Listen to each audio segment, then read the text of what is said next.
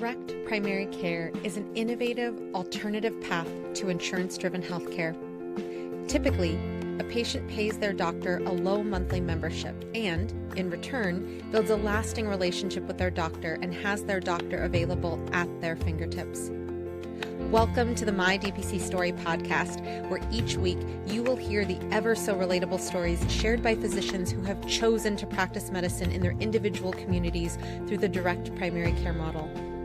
I'm your host, Mary Conception, family physician, DPC owner, and former fee-for-service doctor. I hope you enjoy today's episode and come away feeling inspired about the future of patient care, direct primary care. There's no denying that our American healthcare system is broken. It's broken for the healthcare providers, it's broken for the patients, and direct primary care, while not perfect because nothing is, fixes much of what's wrong in our healthcare system, at least between the doctor and the patient. And that's a beautiful thing. I am Dr. Marcy Meyer of Destiny Direct Primary Care, and this is my DPC story.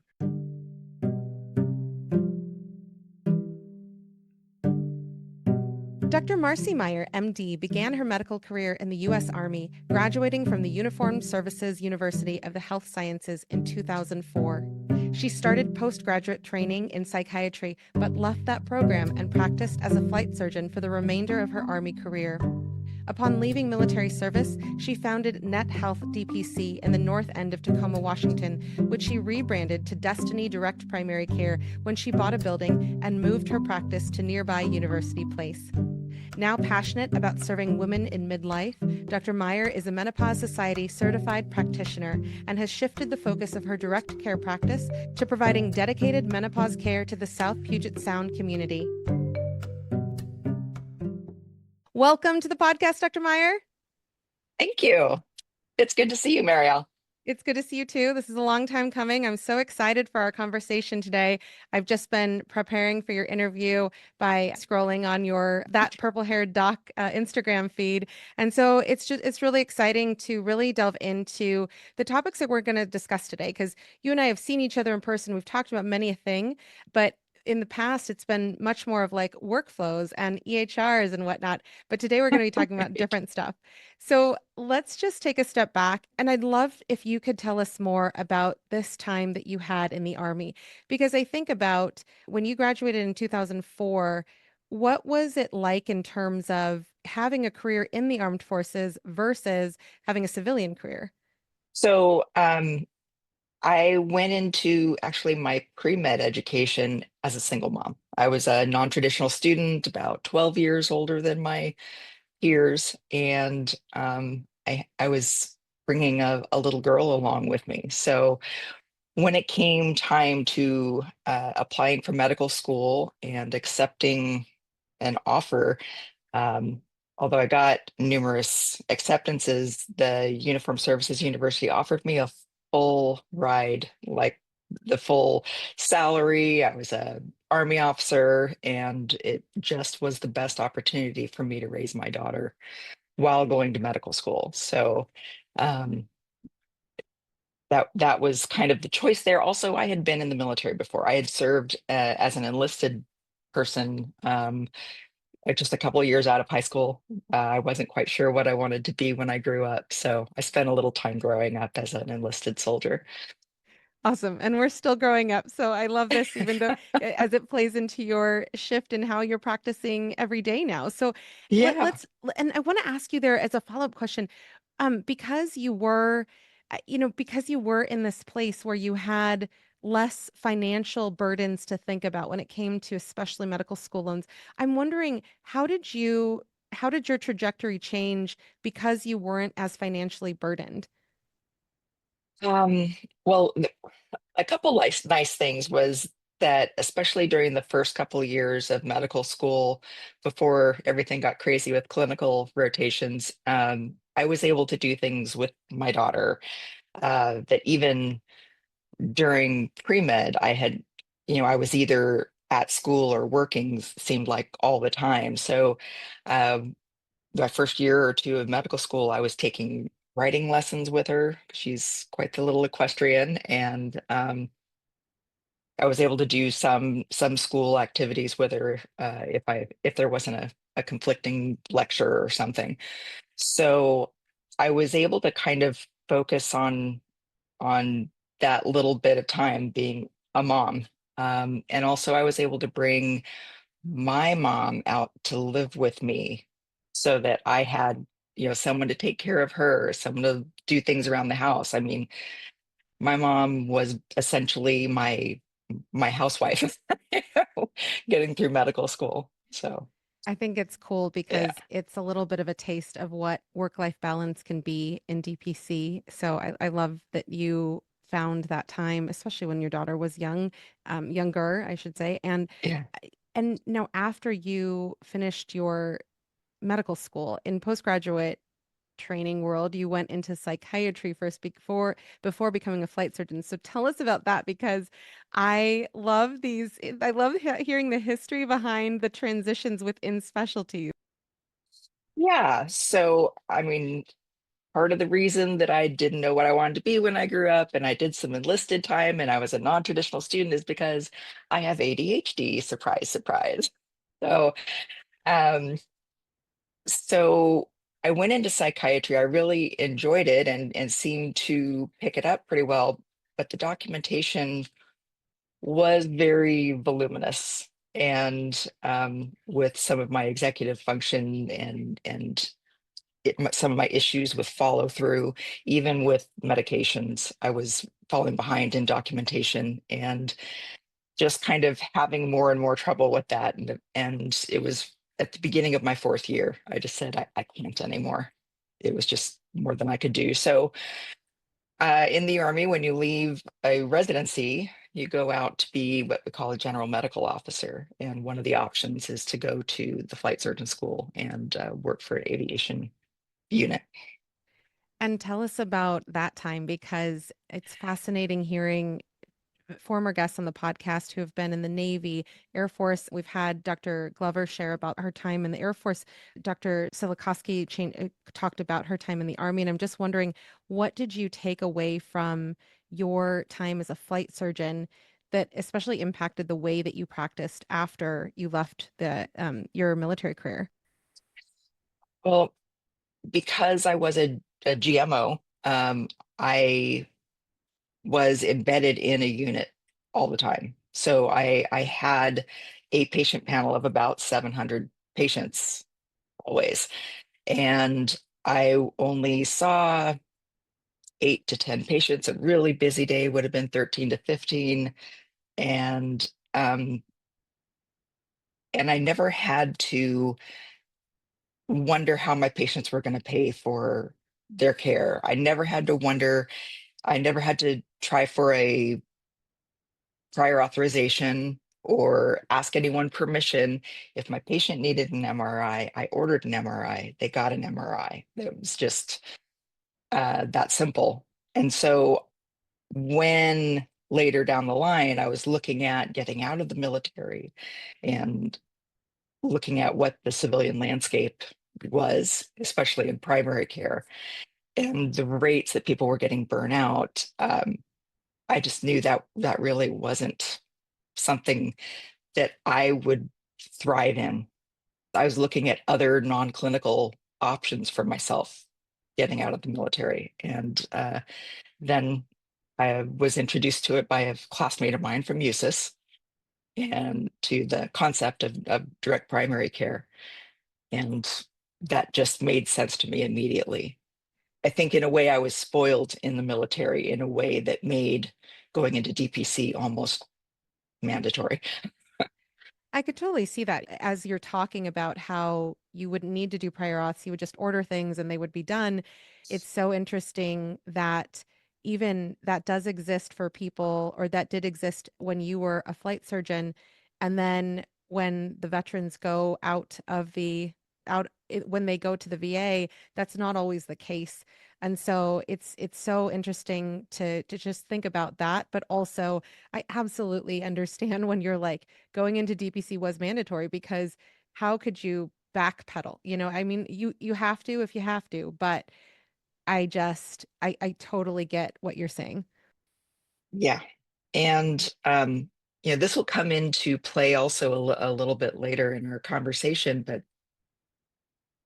uh, I did not realize when I left the psychiatry residency that getting into another residency was going to be an issue in the Army. Um, there were now to set the stage, I was about 42, 43 when I was making that transition from psychiatry into uh, the general medical officer arena. And um, I was having difficulty maintaining my weight in the Army and my fitness levels. And they are very, very strict about if you don't make weight, you get what we call a referred officer evaluation report. And once you get a referred officer evaluation report, you are no longer very competitive to get into other residencies. So, despite being actively recruited by the aerospace medicine program, that particular year they had a glut of applicants, and I was the one with the black mark on my evaluations, and so I didn't get picked up. And and then kind of the spiral of depression and more difficulty with weight, and so that just kind of set the stage for me in the military.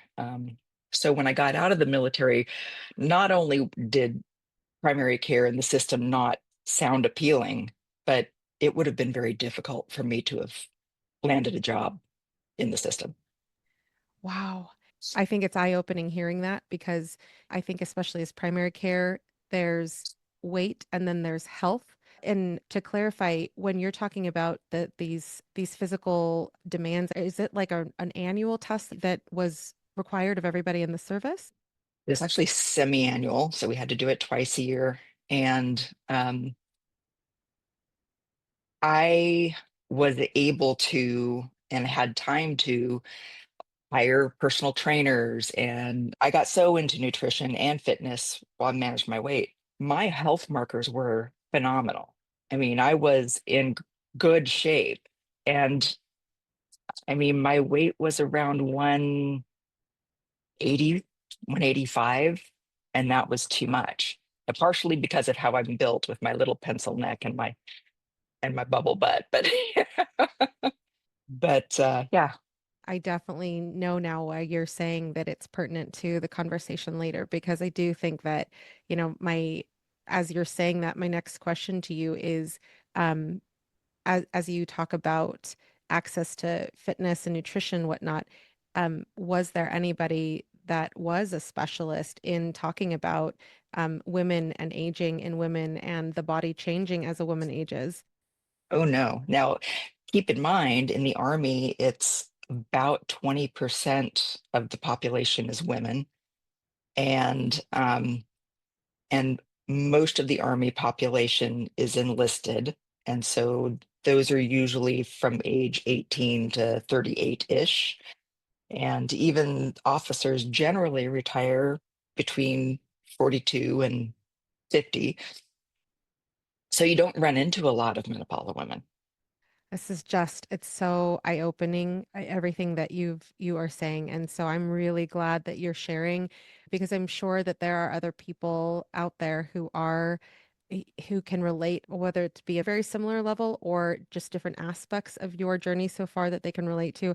I'm really glad that they are hearing this, right? Yeah. When it comes to you then hearing about DPC and really feeling like it was mandatory, and I completely get that. Had you had any business experience going into physician entrepreneurship from your time in the Army? No, absolutely none. That was of course my biggest learning curve going into DPC, but it would have been no matter what. One of the things that I was considering, I have a friend who flips houses, or he flipped houses at the time. And there were a couple of companies that would go market to families who had elderly parents who needed to liquidate their homes to go into long-term care. And so we were looking at forming a company that would buy these homes and flip them, and the ones that were would be appropriate to turn into, say, an adult family home, we would do that. That was the proposed business model. We would turn those into adult family homes, and then I would be the medical director for our group of adult family homes. But I knew that was just kind of a that's what I could do with my degree kind of thing rather than something I really wanted to do. Absolutely. And now, when you opened your first version of DPC that has now been rebranded, you opened in the north end of Tacoma. So I'm just wondering if you can tell us about that geographic area in particular and where you lived with your mom and daughter. Was it in the Washington area before you opened your DPC? No, I grew up in San Diego, and so the my undergrad years I was down at San Diego State, and then went to Uniform Services in Washington, D.C. And after my intern year, my mom went back to San Diego, and my daughter and I went to Hawaii for my psychiatry residency. Um, that was rough duty there, but Washington just happened to be the last place that I was stationed in the Army. And I met my husband shortly before I got out of the Army, and he had an established career here in Washington. So that's why I stayed here. Got it. And Tacoma itself, when you opened, what was the climate like? Because I think about Washington is where doctors Garrison and Erica Bliss had Q Lions, but I'm wondering about what was the climate like and what was the support like when you were opening? So I, as I was kind of looking into DPC and learning about it and all of that, that was right about the time that Q Alliance was closing. And so while I knew about them and had wanted to reach out and learn from them, they were closed before I was really in the spot to be doing that part of the planning for my practice. One of the docs from Q Alliance, Roxanne Ho, had established a DPC here in Tacoma, a very small one because she was a primary breadwinner. She was also working for Paladina, which was more of an employer based corporate DPC. Um, but she had some patients that didn't qualify for that, and she wanted a practice where they could go to without having to deal with the system. So she was a mentor, and then we also went down to one of the Northwest DPC meetings, and that was where I met Julie Gunther and Rob and Neil Douglas. Yeah, so I met a bunch of really good folks down there and learned so much. So I had that kind of support going into it. It just wasn't super local support. And I love that all of those doctors who you have mentioned you are now amongst the crew that has all now shared their story on My DPC Story. So definitely Awesome. Dr. Rob Rossford, Dr. Neil Douglas, Dr. Julie Gunther has been on a couple times, and so it's so exciting to hear this history also, especially when people out there can listen to a little bit more of the history of those people who you just mentioned. So, Yeah, with you having at least mentorship local to you, it wasn't necessarily the yeah. Blisses, but having mentorship and then opening, can you take us back to the opening time of your practice? Because doing things like everybody has to do, pick a name, get a website, onboard their first patient. Can you tell us about, really memorable things that you could pull from?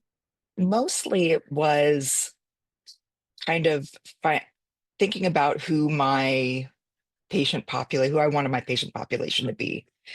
And as much as I like the idea of DPC being an accessible model, I felt that to get started, to kind of get off the ground, I needed some people who were a little more financially stable and people who would be willing to entertain the idea of something outside of insurance, because it seemed to me like here in Washington, people were just very married to their insurance. It was a lot of education and a lot of quick talking with the elevator pitches to get people to understand what the model was and how it would benefit them.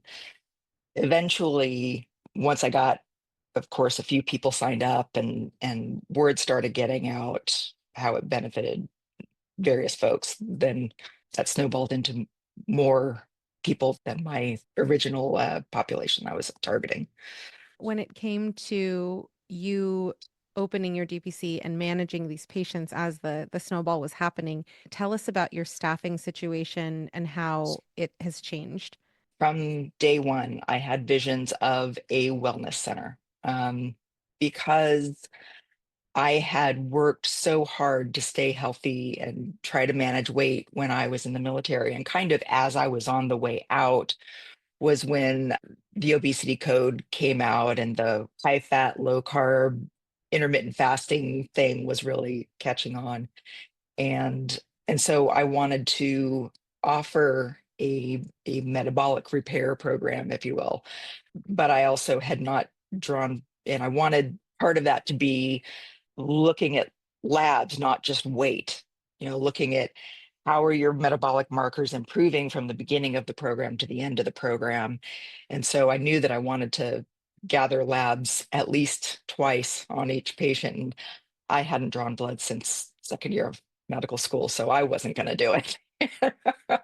So right away, I kind of started looking for, or almost right away, within the first year, I was looking for somebody who could just be part-time with me, be a little bit of a phlebotomist, a little bit of a cheerleader at our group meetings for the metabolic program.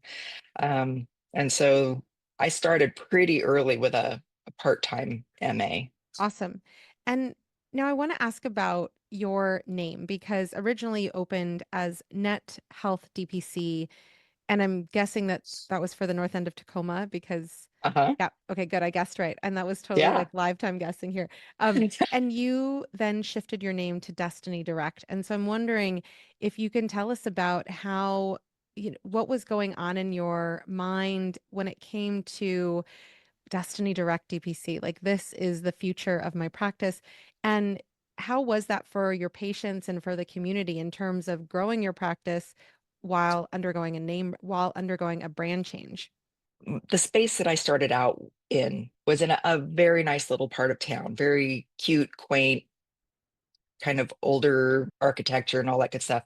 But I was also tucked into this little building and it was hard to see my practice, and I had a very limited time that I knew I would have the lease. The owner of the space wanted that space for his father to run his behavioral health practice after a certain period of time. So I knew I had a limited time, but I also hoped that I would grow out of that space in that time. So it was kind of planned obsolescence. But it was very important to me when I opened that my name reflected my community. And so that's why Net Health, North End Tacoma Health, was the name that I started with. And when I moved out to University Place, which is only 15 minutes away, it's not that far. But North End Tacoma just didn't seem to be the thing to reflect the community there. But Tacoma, in the larger sense, is known as the City of Destiny. And so when I was trying to come up with a name that also reflected the larger community, that's where Destiny Direct came from. In terms of just physically moving locations with the brand change, did your patients just roll with you? I think about Dr. Andy Chun and how he was like Chun Family Medicine and then Chun Family Medicine Direct Primary Care the next day, and his patients just came. So I'm wondering if that, because you had already established yourself as a DPC, did they just go to a different parking lot when they had to see you? Yeah, pretty much. In fact, I had like one couple who signed up with me, at least in part because I was within walking distance of their house. I did lose them. But everyone else, it was just we gave them directions and they found their way over and everything was fine. I bought the building during the pandemic. So I was doing a lot of virtual medicine then anyway. And it was kind of, we moved kind of just as we were really getting rolling again in the clinic. And so it was good timing. I'm wondering if you could share for the listeners, how was that for you? And any advice out there for people listening who are also looking to buy a space or move into a new space? Get a very, well, first off, the biggest mistake I made was I used the same real estate office that was selling the property. And so they had some conflict of interest there, and they weren't willing to set and enforce boundaries the way that they should have been. But what happened was the practice that owned the building before me, this who sold me the building, because it was during the pandemic, it took a while. It was like just as everything shut down. So people were figuring out how is this work from home thing going to happen, And so it took like 6 months for that transaction to go through. And in that time, the selling practice lost the space they were supposed to move into. And they knew that they wanted to move from that space because they were a little persnickety about the setup in terms of HIPAA compliance. It really wasn't any different than any other medical practice where you come up and you give your insurance information and give them your name and I'm here for my appointment. But they were very concerned that it was a small waiting room and that um, HIPAA information would be overheard by people in the waiting room. Um, so they really wanted out of that space, but they didn't have a place to go to. They said, okay, we'll go through with this transaction, but we want up to 3 years to find a new space. And during that time, there are a couple of residential rental apartments on the lower floor of the building. And so we ended up moving my practice into a 650 square foot, one bedroom apartment and running it there for 2 years and 9 months, which is how long it took them to find a new space to move into. So, yeah, my biggest piece of advice is don't use the selling real estate agent. Go with someone who will go to bat for you. Yeah, I remember you saying that and I was like, "Oh my goodness." It's so reflective of so many of us that like you're very specific on the 2 years and 9 months because it's like whether it be, the day that our non-compete ends or our geographic radius restriction ends or whatever, these things we carry with us. So I love that, but it also, I'm glad you're past that point also for sure. Yeah. So 2 years ago, we were finally able to move into the main clinical space, and actually that space was large enough that now I have a new direct primary care establishing their practice in my space, which is awesome. It's fantastic. And tell us from 650 square feet to what now? 1440, yeah, 5 exam rooms, a lab, an office, and a admin area, break room. And Yeah, the waiting room not used for waiting. yeah. I love it. Love it.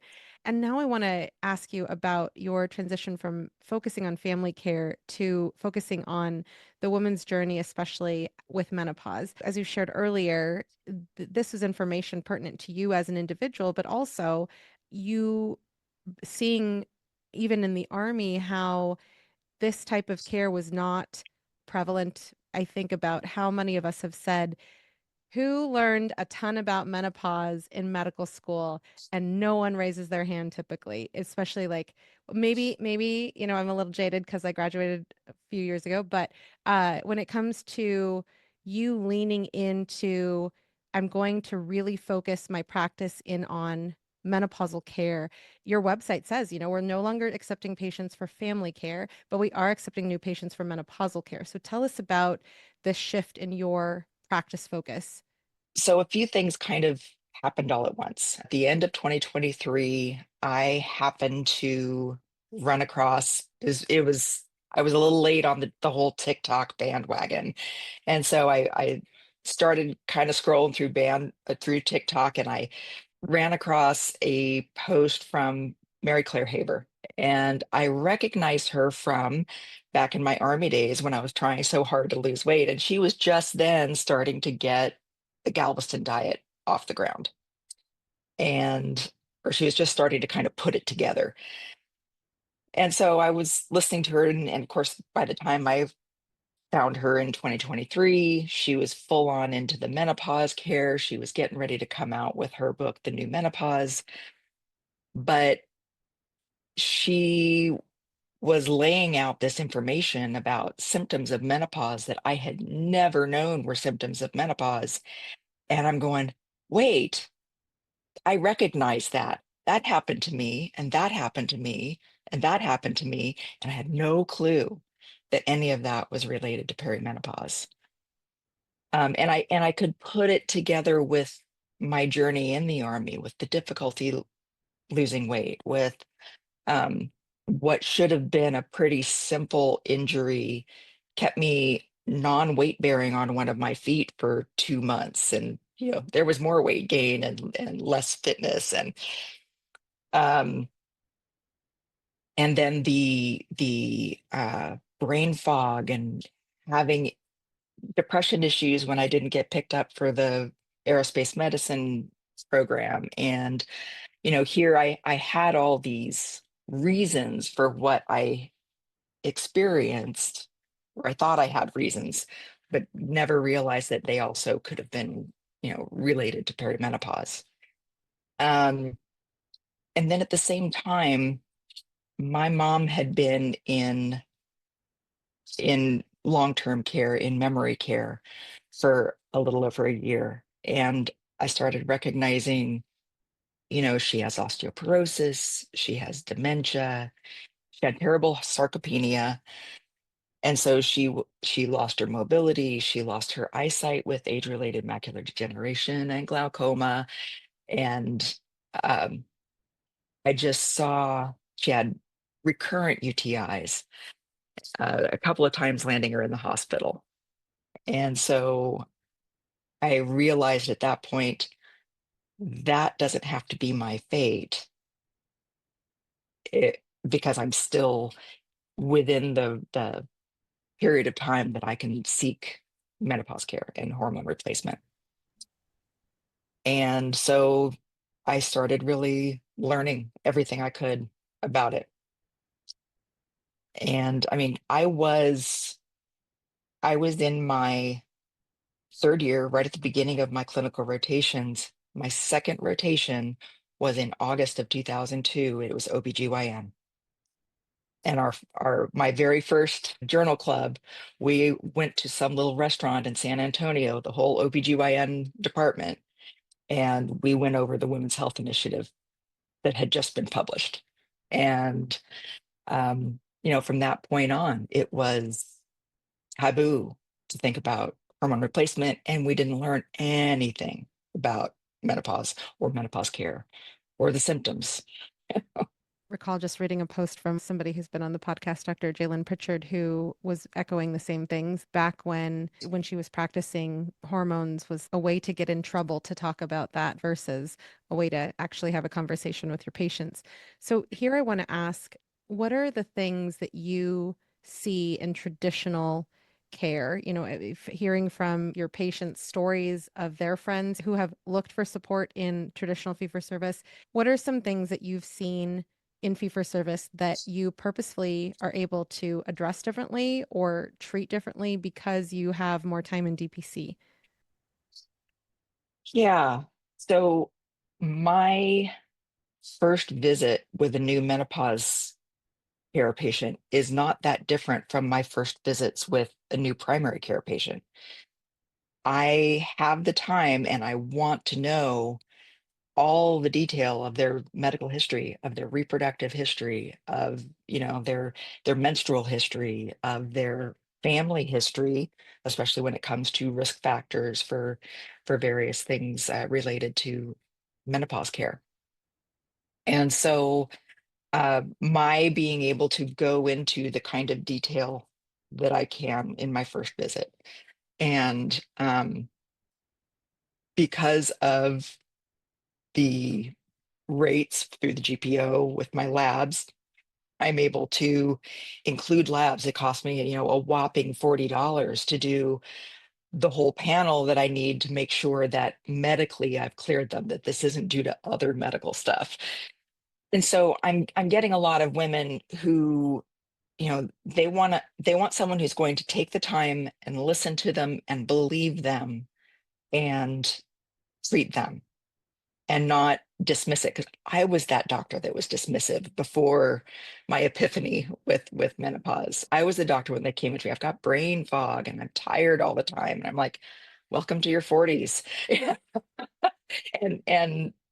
And now I kind of shudder to think that that's how I treated my patients. And so they're hungry for someone who will listen to them and believe them and treat them. But again, they're still really married to their insurance. And so being able to include those labs at a price that's affordable for me, but they feel like they're getting good value, it really makes a difference for them signing up or not. For sure. And I'm wondering if you can say some myths that you hear from your patients when it comes to menopause. Mostly it's just that being dismissed thing.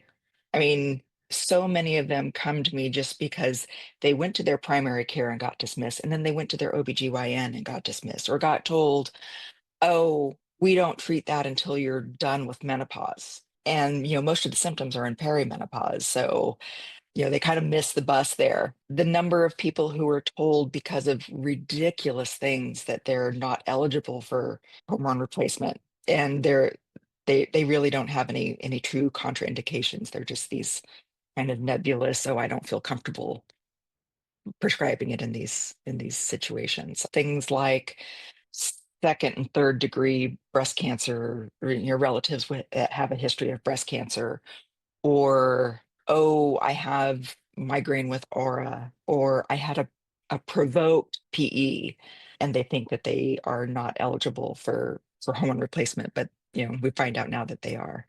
Things are starting to turn. That tide is turning as more information is getting out there. And so I am finding that I'm getting more of the patients who are kind of iffy on their whether it's contraindicated or not. I have those patients that I have to do more and really have a deep conversation with the patient about these are what your risks are if you want to pursue hormone replacement. And if you are okay with that, then go ahead. We can go move forward. And I just have to document that carefully. Got it. And one of the things I saw on your social media was that you and other clinicians came together after a screening of the M factor and you did a Q&A. So first I want to ask, can you tell us about what is the M factor and how has that been helpful or impactful for your community? So the M Factor is a documentary, the first of its kind in the US, that kind of uh, covered a lot of the information that was um, inspirational to me in learning about menopause and perimenopause and the symptoms. Um, I actually saw this. Kelly Casperson up in Bellingham, Washington, had a screening just like the day after it came out, and I was there. And one of the scenes was a dentist talking about like 40% of women will lose a tooth in the first 5 years of menopause. And you could hear the whole audience gasp because they just had no idea that it affected dental health. It affects musculoskeletal health. It affects genitourinary health. And so the Q&A session was really wonderful. I mean, I had to stop it at a point because we had to let the theater close down. But it was a good hour or more of Q&A because people were just so hungry. Women were so hungry for that information. And having someone who knew a little bit more, who could say, "Hey, I'm certified in this stuff," and could answer their questions. They really ate it up. And I'm wondering if you can talk to what brought people to the screening of the M factor, because if a person is wanting to bring the M factor to their community, or if they're wanting to highlight their menopause care at their DPC, I'm wondering what have you found that helps people understand that, like, I'm here for you. I'm not here to dismiss what you are experiencing. I have not done as good a job on social media as I would like to. But the social media posts that I have put out have gained some traction, especially Instagram. That seems to be a good platform for this kind of thing. Women of this age are starting to talk amongst themselves on the things that they're experiencing, and like, you know, why am I being dismissed, and things like that. But also, a lot of women don't realize how young perimenopause can start. And so when they go to a doctor about something and they get dismissed, especially when the dismissal is, "Oh, you're too young for that," and they're not. um, so they tend to be less inclined to advocate for themselves because they don't know that it's perimenopause, and then they're getting dismissed. Um, so for instance, I just happened to have an appointment with my hairdresser who's in her early 40s. It was just before the screening. And I said, you're in that age group that you probably would really enjoy this. You'd probably learn a lot. And she brought a couple of her girlfriends. And at the end of it, they were just like, "Oh my God, I'm already starting to experience some of these things. I had no clue." And so just being able to get the word out, especially to the younger women, because the perception of a menopausal woman is the gray-haired lady with the cane and, kind of dry shriveled up and dried out. And for a lot of women, in fact, there's a movement now toward working toward work benefits, menopausal work benefits, because it's right at this time when women are at the height of their career, and they're getting brain fog, and they're wondering if they can, and they're getting mood swings, and they're irritable, and so they're having difficulty maintaining their position. And I don't even remember the statistic, but there's a huge number of women that leave the workforce at a time when it should be the height of their career because of the menopause symptoms. Yeah, I think about when you were saying, the stereotypical menopausal person is the gray-haired lady, and I'm a huge fan of the Golden Girls, but it's like I think about how there'll be memes about, like, Betty White was 50 and when she was doing in her 50s when she was doing the Golden Girls, and J-Lo is also in her 50s and she does not look like Betty White did in when they Y- were filming the Golden Girls. It is definitely the dominant stereotype still. And part of it also is, with our aesthetics and youth culture, um, women of this age, when we're in their mid 40s, early 50s, are keeping themselves looking much younger for the most part as well. So people would be surprised at how young the symptoms start. Yeah. Yeah. And I think that that's awesome. And the reason I say that here is because I can just picture your hairdresser and her friends then going out to tell more people about, like, did you know? Because they probably have other friends that are, like you're saying, potentially, experiencing symptoms and not necessarily thinking about, could this be due to perimenopause or Yeah. menopause? In fact, at the end of that night, she took a stack of my cards so that she could give them to clients. That's awesome. So that's one key takeaway is if you do something like this, make sure you have your contact information, your business cards. That's Yes. awesome. Yeah.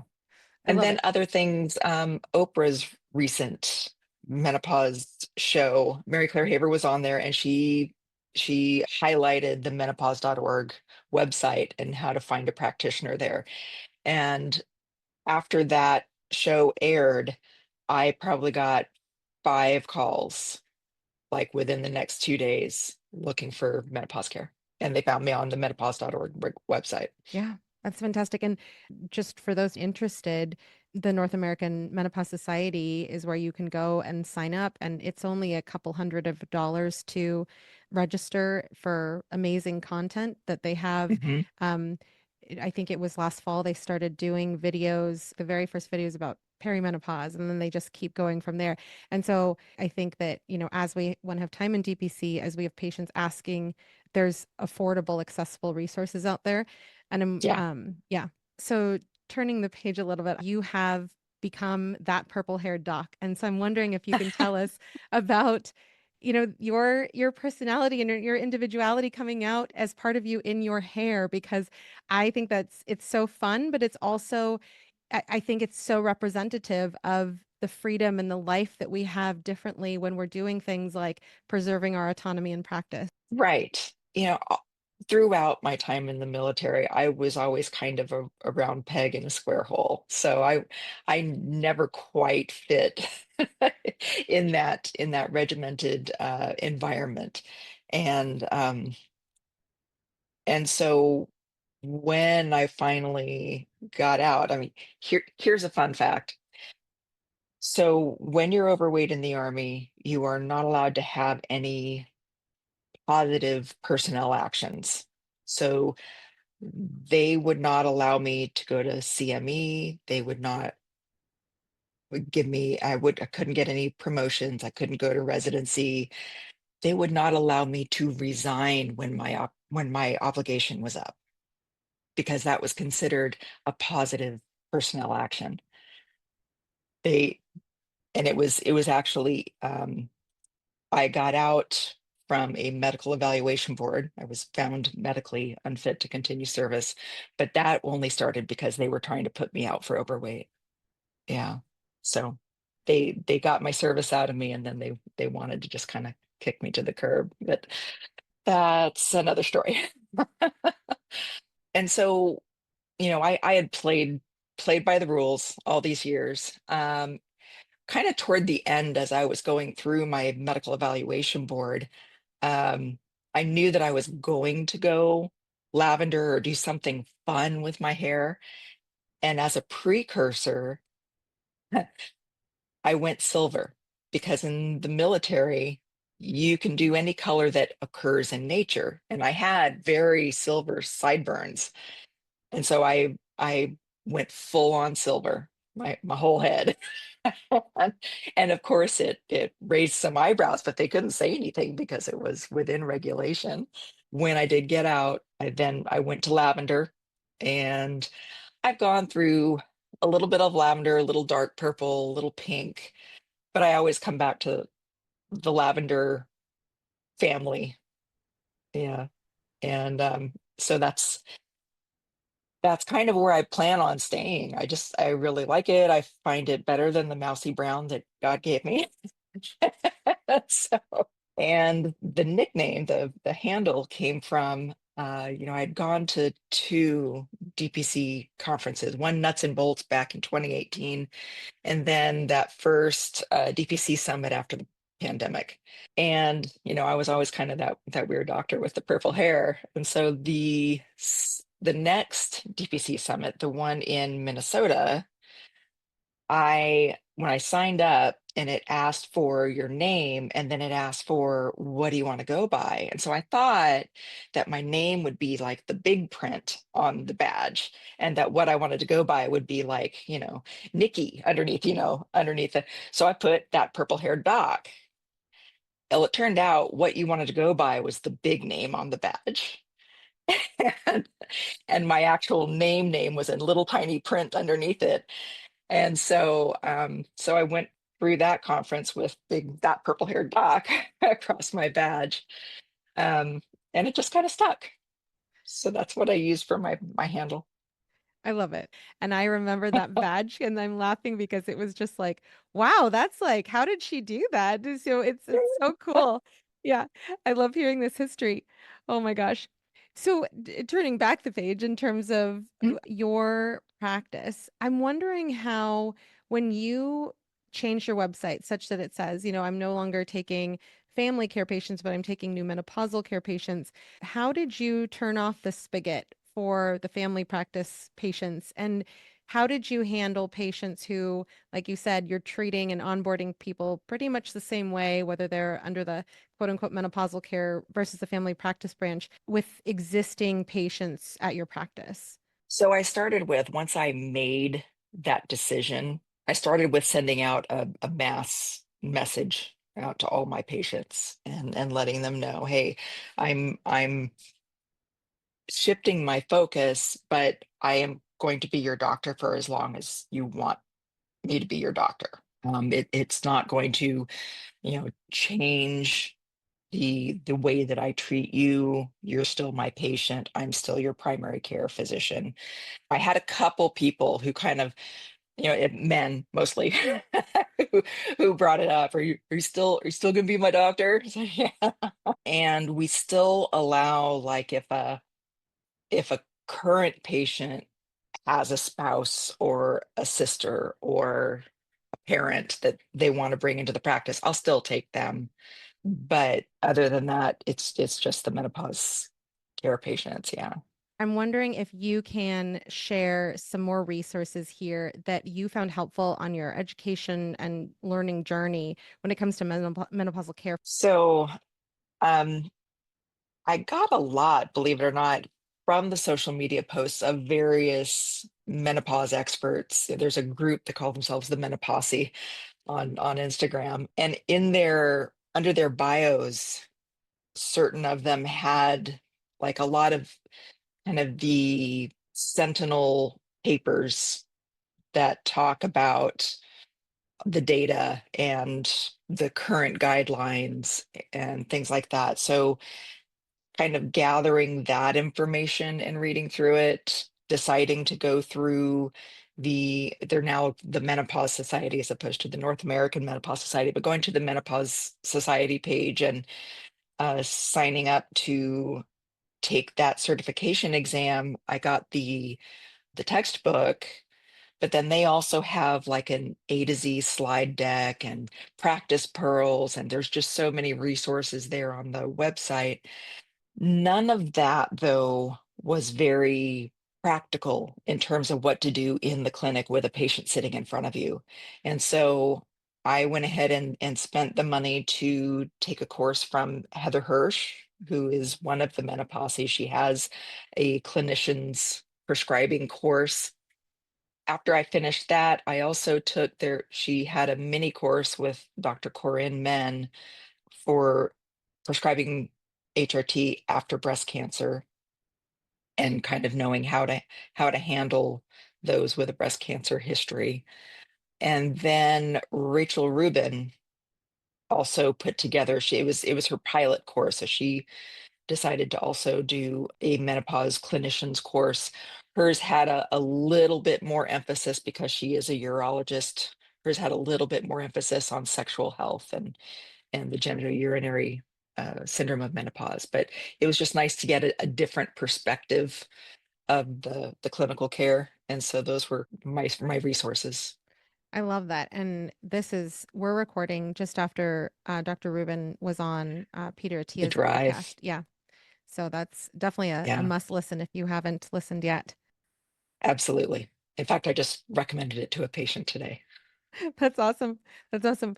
So this question is coming from because how you said earlier that when you were practicing, you may have been a person who could have dismissed somebody when it came to menopausal symptoms because, education, right? And I'm wondering if you can speak to how to shift one's own thought process or the way that they have thought about symptoms, or if somebody out there is thinking like, I think I did that to a patient, or I know I've done that to a patient, because we're all human and can't change the past. But I'm wondering, in terms of mindset shifts, or ways that are, even if you're not focusing on menopausal care, ways to think about entering a visit differently because of what you know now. A major thing for me was not allowing myself to think that 35 is too young for people to start having these symptoms. Now, I don't immediately jump there. When they're in the 35 range, I'm kind of going, okay, let's really rule out other things before I start going there. I just realized in the last few weeks that one patient that to me was kind of a, what do I do with this? She had like legitimate diagnosed premature ovarian failure, and thankfully she was managed by someone else who was more familiar with that at the time, and now I've taken over that care, and we're kind of tweaking some of her regimen, and she's getting better relief of symptoms and things like that. But just kind of being more aware that this can be a younger woman's issue as well. And then just being careful about teasing out medical issues.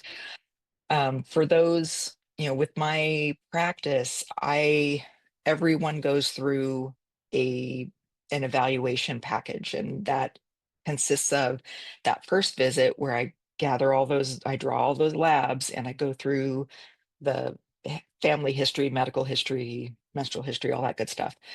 Um, and then I have a second visit where I do a dedicated vulvar exam and physical exam, and we go over the labs in detail so that I can tell them, yeah, your thyroid looks fine, your vitamin D looks great, you're not anemic, your iron levels are fine, that kind of thing. Or that, hey, you're really short on vitamin B12 or vitamin D, let's get you supplemented on that and see how you're feeling. And so we go over those labs in detail, and then we come up with a plan. And so for those who we decide, hey, maybe hormone therapy isn't right for you, then we go over, in a lot of detail what they can do lifestyle wise, what other things, what non-hormonal things we can do to put together a regimen that will give them the best outcome that they can have.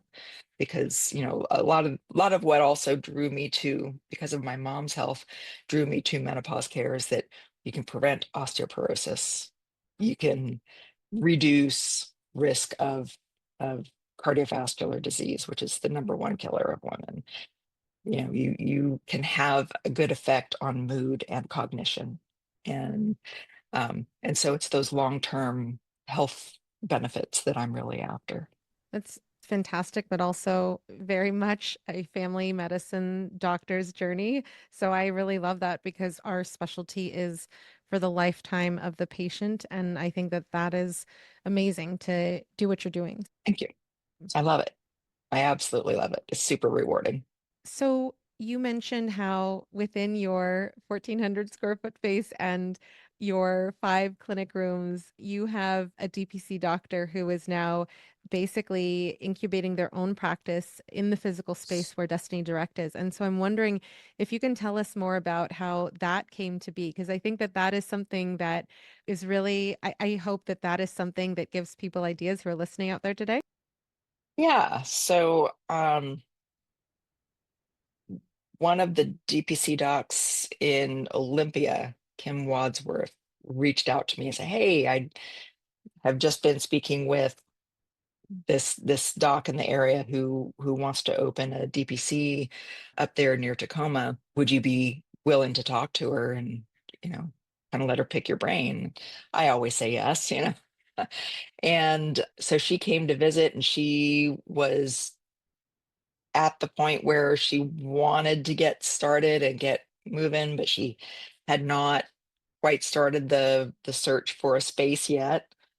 And so we got to talking, and a lot of our philosophy and ideology, I guess, revolving around community and healthcare and primary care, just kind of jived. We seemed to get along well. I, s- I just told her, I've got all these rooms. If you want to rent one from me, I'm going to be kind of shutting off my primary care practice because it was just right. The timing was just right for that. So we worked that out, and she's a DO, so she offers things that I can't offer. She does OMT, and she's wonderful. And her husband is a pediatric ER or emergency medicine. And so there's some talk about as they grow and expand, potentially doing pediatric urgent care, which is awesome and very needed. Totally. And so, yeah, it's just been a really good fit and a really, really good timing. So whenever I have someone who calls our office asking for a primary care spot, I just send them right over to her. What do you see in the next 3 to 5 years at Destiny Direct in particular? Funny you should ask this because I'm kind of at a crossroads right now. From the very get-go, I wanted Net Health and then obviously Destiny Direct to kind of expand a little more into the wellness arena. I had gone down to Healthy Kitchens, Healthy Lives in Napa in one of the first 2 years that I was open. And I was so inspired, about building a teaching kitchen. And when I bought this building with the two levels, my thought was, well, as I grow, I can gut the lower level and turn that into kind of a multi-purpose space with teaching kitchen and workout space and maybe physical therapy, that kind of thing. That's kind of been the goal. Even as I transitioned into menopause care, there's so much need for that because of the fitness and nutrition needs of women in midlife. But that's going to take a lot of work, and B, a lot of capital. and and while I'm doing okay for myself, I mean, I am not doing that okay for myself. And I turned 60 at the end of the year. And so I'm wondering, do I just kind of ride this out and plan my exit? Um, my husband and I, for various reasons, are looking at retiring somewhere warm outside of the US. And um, I'm kind of okay. Do I pursue this dream or do I just enjoy the ride and plan my exit? So I'm still grappling with that. It's a very healthy and normal place to be in terms of you're honoring the thoughts as they come.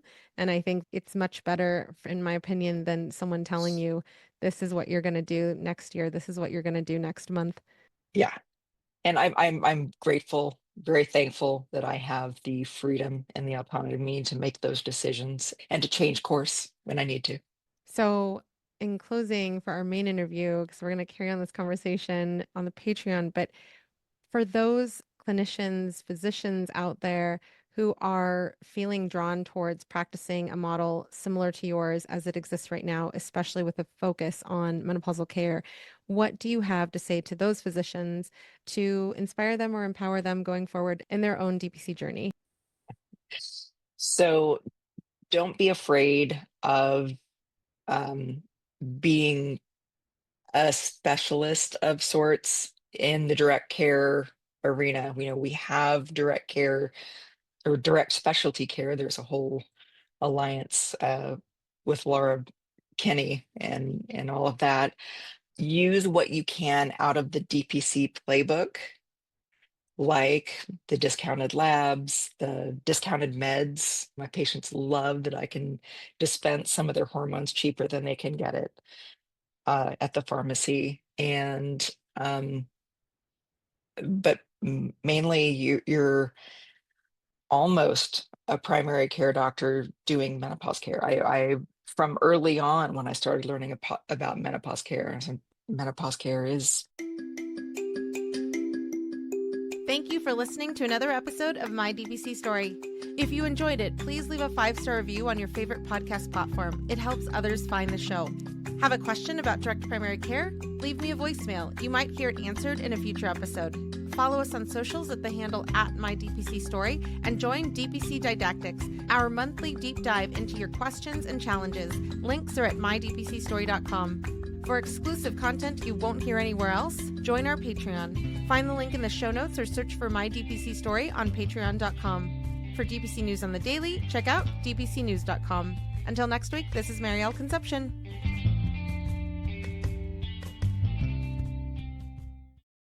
Primary care.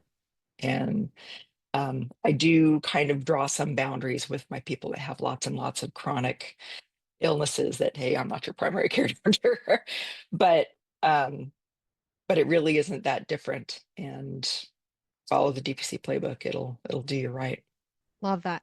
Well, thank you so much for sharing about your journey going back into your Army days all the way to now. And I'm so excited for you, no matter what the future looks like at Destiny Direct, and for you as a physician and as a person, because I think that, again, it's really awesome that you have this journey that you can still be autonomous in going forward. Yeah. And thanks so much, Marielle. I really enjoyed sharing all this. Thank you for listening to another episode of My DPC Story. If you enjoyed it, please leave a 5-star review on your favorite podcast platform. It helps others find the show. Have a question about direct primary care? Leave me a voicemail. You might hear it answered in a future episode.